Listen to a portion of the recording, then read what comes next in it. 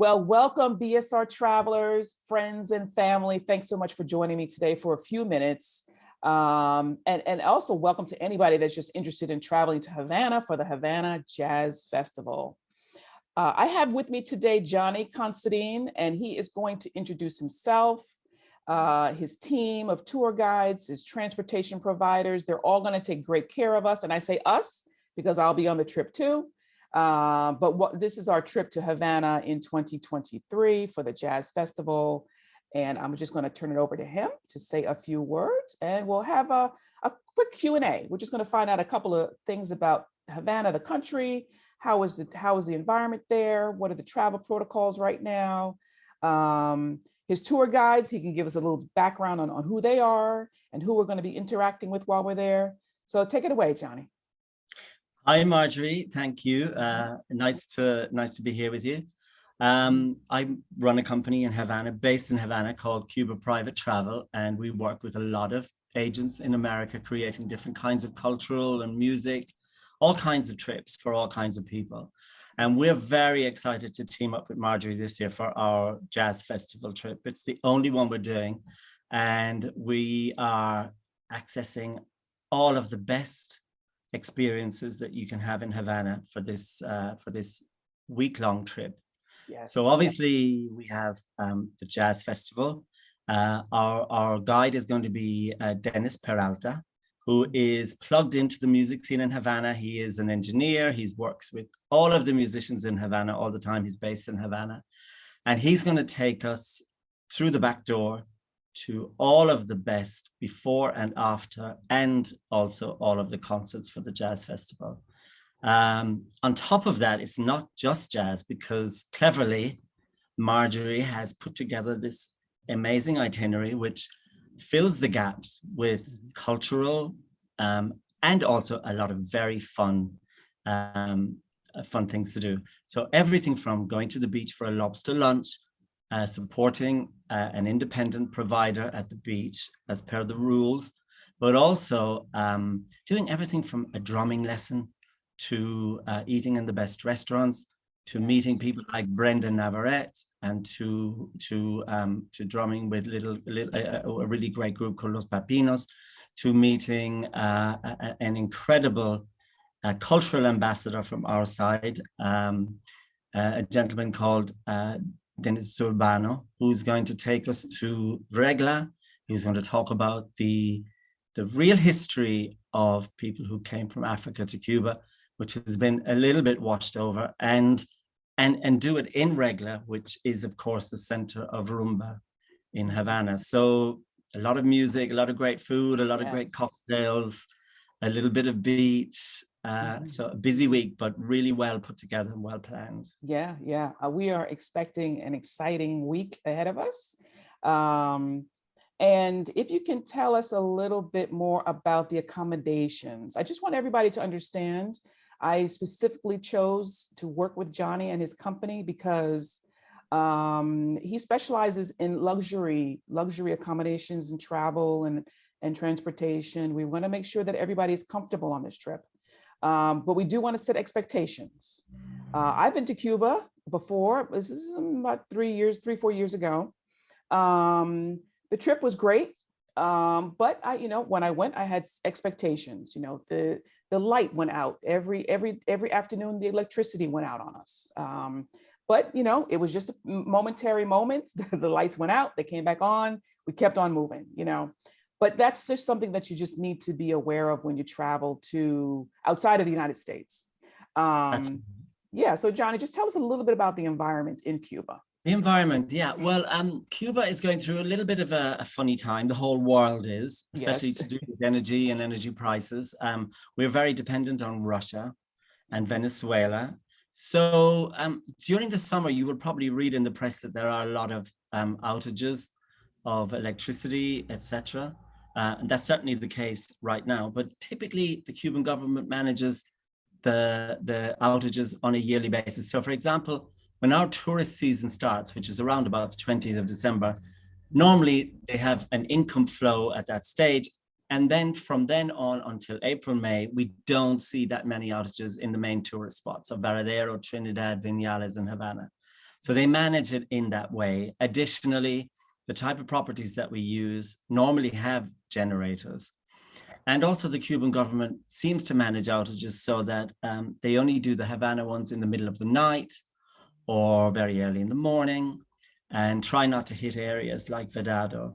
The property that we have booked for you is, I think, one of the most interesting properties that we use, because it's owned by probably the most famous Cuban actress, Laura de la Luz, and her husband, who's a photographer. And he is, in fact, the photographer for most of the musicians in Havana. So when there's a big concert and they want to be photographed, he's the one who they go to. And so for that reason, each room is themed around a different area of the arts. So one is sort of dedicated to the ballet, another one is dedicated to Chucho Valdez. And on their roof, regularly, they just invite people around. So you'll often find musicians from Havana on the roof. They're just about to open a little roof bar just for the guests who stay in their place and their friends who come around the evening. So it's very, very homely, very interesting. And also it is also very luxurious because they have very good quality rooms, very good quality bedding and showers, etc. So yes, I think it's wonderful. Mm-hmm. And also the great thing about it is it's legal for that little part of the legalities from America for supporting private business in Cuba, because it's a private business and it's not a government hotel and it's not a big international hotel brand. So we like it very much for that reason. Yeah, so tell us a bit about, because you bring up a good point. Yes, Americans can travel. Folks constantly ask that question, or they think that they can't travel to Cuba, but you can. But there are rules that have to be followed. And that's also what I wanted folks, my BSR Travel listeners and followers to understand, is that's why we're working with your company to make sure that we're following the right protocols for travel to Cuba. Yes, exactly right. Yeah. So the categories are, there's, without going into too many rules, because nobody likes all the rules and regulations, but the main category is called support the Cuban people. And what the American government wants, which I think is, and a lot of people in Cuba think is right too, is to promote private business, to make it easier for people to open restaurants and hotels and take part in the tourist industry, rather than leaving it all to big international hotel brands and to the government. So the category is called Support the Cuban People. And what they're looking for is that we support private business all the way through the trip. And of course, everything in your itinerary is directly supporting a small growing private business. So for example, the accommodation is a private business. The gentleman who runs the transport company is a private business, and all of the little individual tours from using Roberto Zorbano, he's a cultural ambassador for the Afro-Cuban community. He's very, very keen to get the message out about what the real history for the Afro-Cuban community is, and by taking people to Regla, by having lunch out there. So you're supporting every day a huge range of small little businesses that we hope in the future will become bigger businesses. But the main thing to remember is it's a luxury experience, but it's also a legal experience. And you're 100% legal. You can stand by the itinerary. When you go back to America, if anybody asks you from the Treasury Department to show that your trip is legal, you can send that itinerary to them. And of course, we talk you through that whole process as well. So you have no worries about it in that respect at all. No. Fantastic. Yeah, I noticed that what we did include in the itinerary, for those that do like to shop, it's a visit to a small Beyond boutique Rude shop. Yeah. Yes. Yeah. Owned and operated by a woman. So that's So we have 2 or 3 small businesses that we that are owned by people from the Afro-Cuban community. They're very good standalone businesses anyway. But we like to make sure that they are supported as well. So you'll get to go and visit those, amongst other things, and be able to buy some really good quality. Beyond Roots produces everything from handmade soaps to I think they also make some perfumes and some oils. And Zulu is one of the oldest private shops in Havana. Okay. And they have been producing leather goods for a very long time.